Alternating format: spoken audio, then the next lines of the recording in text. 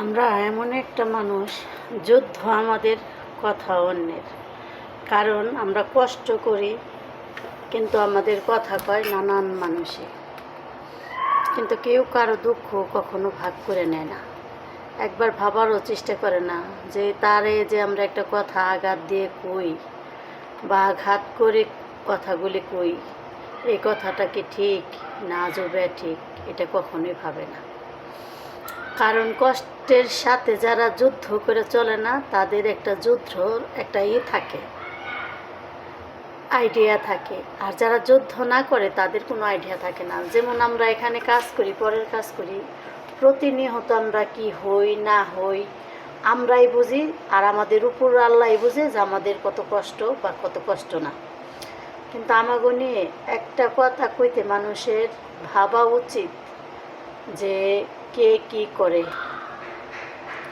হয়তো আল্লাহ যদি মানুষকে পেট না দিত বা খাবার না খাইতে হইতো, তাহলে হয়তো মানুষের কথা বা কাজ এগুলো কিছুই করতে হতো না।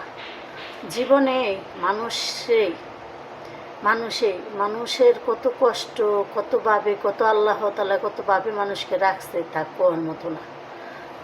দারিদ্র এমন একটা জিনিস, মানুষের প্রতিনিয়ত তাড়া করে বেড়ায়, প্রত্যেকটা নিহত। তবে ভালো মানুষের ভালো কথা থাকে আর খারাপ মানুষের খারাপ কথা থাকে। তা আমাদের মধ্যে মানুষ যদি একজন হয় ভালো, পাঁচজন হয় খারাপ। কিন্তু পাঁচজনের মধ্যে একটা মানুষ ভালো থাকতে গেলেই ওই মানুষটাও কম বেশি খারাপ হয়ে যায়। তো যে মানুষ সে কখনোই কোনো দিনও খারাপ হয় না, কোনো দিনও খারাপ হয় না।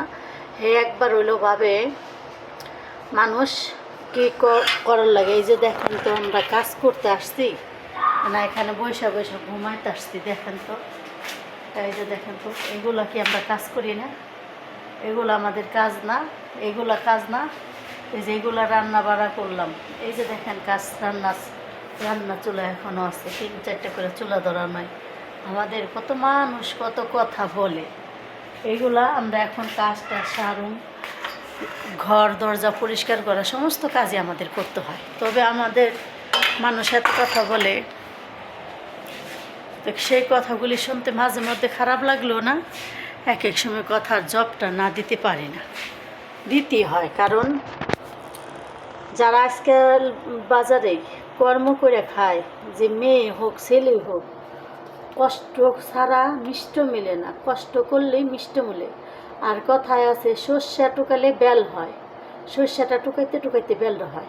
আজকে মানুষ যে দেশের বাড়িতে বিল্ডিং করে, বড় 5তলা ঘর করে, এই করে, বিল্ডিং করে 5তলা, জায়গা সম্পদ করে, কেমনে করে? কেউ এসে দেখা যায় বাংলাদেশের মাটি থেকে কোন মানুষটা কীভাবে কাজ করে, কত হাড় ভাঙা পরিশ্রমে বিদেশের মাটিতে করতে হয়, গু পর্যন্ত ফালাইতে হয় এক একটা পুরুষ ভাইদের। এই যে যারা জোবালার কাজ করে, ময়লার কাজ করে, এই রাস্তা প্রত্যেকটা জোবালার মধ্যে তো এই যে বাচ্চাদের গু, প্যাম্পাস এগুলি ফালানো হয়। এগুলো কি গু ফালানো হয় না? এই কাজগুলি কি টাকা কি যা বাংলাদেশে যায় না? তাহলে মানুষ যে কয় যে মানুষ কর্ম ছাড়া কেউ কিছু করা পারছে, কর্ম ছাড়া কেউই কোনো দিন কিছু করা পারে না। কর্ম করতে হইব, যে হয়তো গু ফালায় হোক বা মাটির কামলা দিয়ে হোক, রিক্সা চালক হোক, ভ্যান চালক হোক, কর্ম করতে হবে। প্রত্যেকটা মানুষই কর্ম করেই টাকা ইনকাম করে।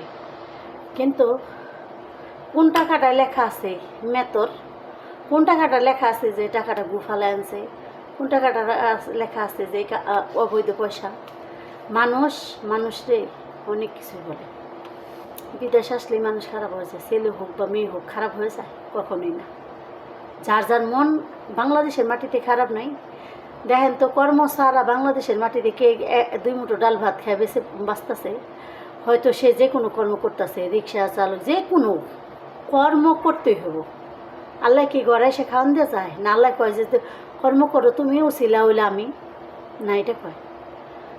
মানুষকে ছোটো করে কথা বলার আগে 3বার ভাবর লাগে যে হাই হেরে সে কষ্ট পাইল কিনা না পেল। আজকের মতো ভিডিওটা এই পর্যন্ত। আসসালামু আলাইকুম। লাইক, কমেন্ট, শেয়ার করবেন, সাবস্ক্রাইব করবেন।